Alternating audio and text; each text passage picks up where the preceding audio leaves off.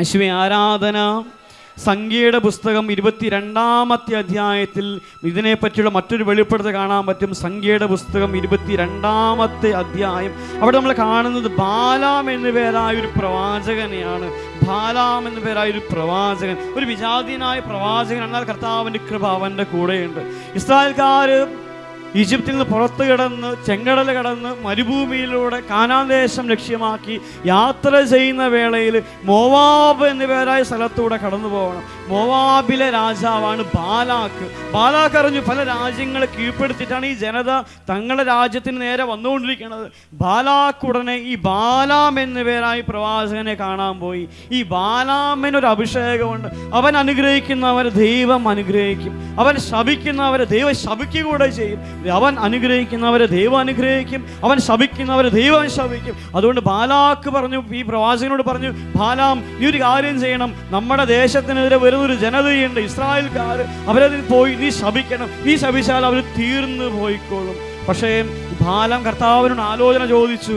കർത്താവ് പോയേക്കരുത് പറഞ്ഞു. കാരണം എൻ്റെ ജനമാണ്, എൻ്റെ ജനത്തെ തൊട്ടേക്കരുത്, അവരെ ശപിക്കാൻ അനുഗ്രഹിക്കാൻ നിനക്ക് അനുവാദമില്ല, അധികാരമില്ല എന്ന് കർത്താവ് പറയും. പക്ഷേ ബാലാം ഈ കാര്യം പറയുമ്പോൾ ബാലാക്ക് ഒരു കാര്യം ചെയ്യും, കുറേയും കൂടി ഉന്നതനായ പ്രഭുക്കന്മാരെ പറഞ്ഞയക്കും. ഈ ബാലാമിൻ്റെ അടുത്ത് പറഞ്ഞയക്കും, കുറേ സമ്മാനങ്ങൾ കൊടുക്കാമെന്ന് പറയും, സ്ഥാനമാനം കൊടുക്കാമെന്ന് പറയും. ഇങ്ങനെ ബാലാമിനെ പരമാവധി പ്രലോഭിപ്പിക്കാൻ വേണ്ടി ഈ ബാലാക്ക്, ഈ രാജാവ് പരിശ്രമിക്കും.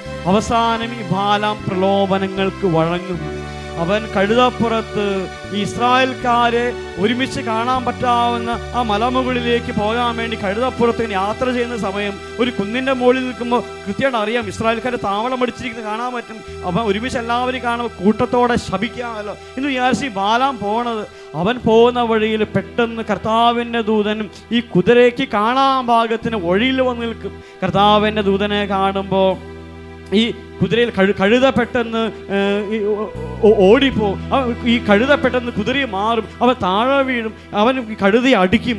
അപ്പോൾ വീണ്ടും ഈ കർത്താവിൻ ദൂതൻ ആ കഴുതയ്ക്ക് മുമ്പിൽ വന്നു നിൽക്കും. അപ്പോൾ വീണ്ടും ഈ കഴുത അമറാൻ വേണ്ടി തുടങ്ങും. ഈ കഴുത പലവട്ടം ഇങ്ങനെ കാണിക്കുമ്പോൾ ഈ ബാലാം വീണ്ടും കഴുതയെ അടിക്കുന്നുണ്ട്. ദൈവം ചെയ്യുന്ന കാര്യം, ആ സമയത്ത് കഴുതയ്ക്ക് കർത്താവ് സംസാര ശക്തി കൊടുക്കും. കഴുത സംസാരിക്കും. കഴുത ഈ ബാലാമിനോട് പറയും, നീ എന്താ എൻ്റെ മേൽ ഇങ്ങനെ ചെയ്യണത്? ഞാൻ ഇന്നേ വരെ നിന്നോട് ഇങ്ങനെ പെരുമാറിയിട്ടുണ്ടോ? ഇത്രയും നാൾ നിന്നെ വഹിച്ച കഴുതിയല്ല ഞാൻ, ഇന്നേ വരെ നിന്നോട് ഇങ്ങനെ പെരുമാറിയിട്ടുണ്ടോ എന്ന് കഴുത ഇങ്ങനെ സംസാരിക്കാൻ വേണ്ടി തുടങ്ങും.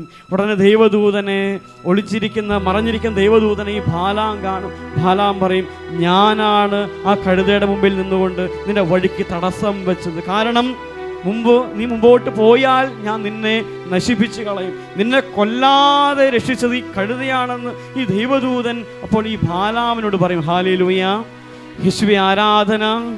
ചിലപ്പോഴൊക്കെ നമ്മുടെ വഴികൾ മാറിപ്പോണത് കഴുതയ്ക്ക് പോലും മനസ്സിലാവും. കഴുതയ്ക്ക് പോലും മനസ്സിലാവും ഇവൻ്റെ പോക്ക് നാശത്തിൽ, അത് കഴുതകൾക്ക് പോലും മനസ്സിലാവും. പക്ഷേ പാപത്തിലേക്ക് ചാഞ്ഞിരിക്കണ മനുഷ്യന് ചിലപ്പോൾ മനസ്സിലാക്കാൻ പറ്റണമെന്നില്ല. പാപത്തിലേക്ക് ചാഞ്ഞിരിക്കുന്ന ഒരു മകൾക്കൊരു മകന് അവൻ്റെ വഴി അത് നന്മയിലേക്കായിട്ട് മാറുമെന്ന് ചിലപ്പോൾ അവന് തിരിച്ചറിയാൻ പറ്റണമെന്നില്ല. ഹല്ലേലൂയ, യേശുവേ ആരാധന. അതുകൊണ്ടാണ് സുഭാഷിതങ്ങളുടെ പുസ്തകം 14-12 വചനം പറയണത്, നിനക്ക് ശരിയാണെന്ന് തോന്നുന്ന വഴി ഒരുപക്ഷെ നാശത്തിലേക്ക് നയിക്കുന്ന വഴിയായിരിക്കും. ഒരുമിച്ച് പറയാം, നിനക്ക് ശരിയെന്ന് തോന്നുന്ന വഴി നാശത്തിലേക്ക് പോകുന്ന വഴിയായിരിക്കും. ചിലപ്പോൾ നമ്മൾ ന്യായീകരിക്കും, നമ്മൾ വിചാരിക്കും ചില പാപങ്ങളെ നമ്മൾ ന്യായീകരിക്കുകയും ചില പാപശീലങ്ങളെ ന്യായീകരിക്കും, ചില പാപബന്ധങ്ങളെ ചിലപ്പോൾ ന്യായീകരിക്കും. ഇന്ന് കുഴപ്പമില്ല, അങ്ങനെ അത്ര പ്രശ്നമുള്ള കാര്യമൊന്നുമില്ല എന്ന് പറഞ്ഞാൽ ചിലപ്പോൾ നമ്മൾ ന്യായീകരിക്കും. കർത്താവ് കൃത്യമായിട്ട് പറയാണ്, നിനക്ക് ശരിയെന്ന് തോന്നുന്ന വഴി അത് നാശത്തിലേക്ക് കൊണ്ടുപോകുന്ന വഴിയായിരിക്കും. ബാലാമിനോട് കർത്താവ് പറഞ്ഞു, നീ പോയി ശപിച്ചേക്കരുത്, നീ പോയി ഞാൻ വെച്ചു തരുന്ന, ഞാൻ എന്താണോ പറയണത് ആ കാര്യം നീ അവിടെ പ്രഖ്യാപിക്കണം. അത് ഞാൻ പറയണത് നീ അവിടെ പറയാവൂ. ഹല്ലേലൂയ, യേശുവേ ആരാധന. പ്രിയപ്പെട്ടവരെ, കഴുതയ്ക്ക് പോലും സംസാര ശക്തി കൊടുത്തൊരു ദൈവ പൈതലിന് പാപത്തിൽ തടയുന്ന ദൈവത്തെ ഇവിടെ കാണാൻ പറ്റും. കഴുതയ്ക്ക് പോലും സംസാര ശക്തി കൊടുത്ത് പാപത്തിൽ തടയുന്ന കർത്താവിൻ്റെ കരങ്ങളെ നമുക്കിവിടെ കാണാൻ പറ്റും. ഹല്ലേലൂയ, യേശുവേ ആരാധന, യേശുവേ ആരാധന.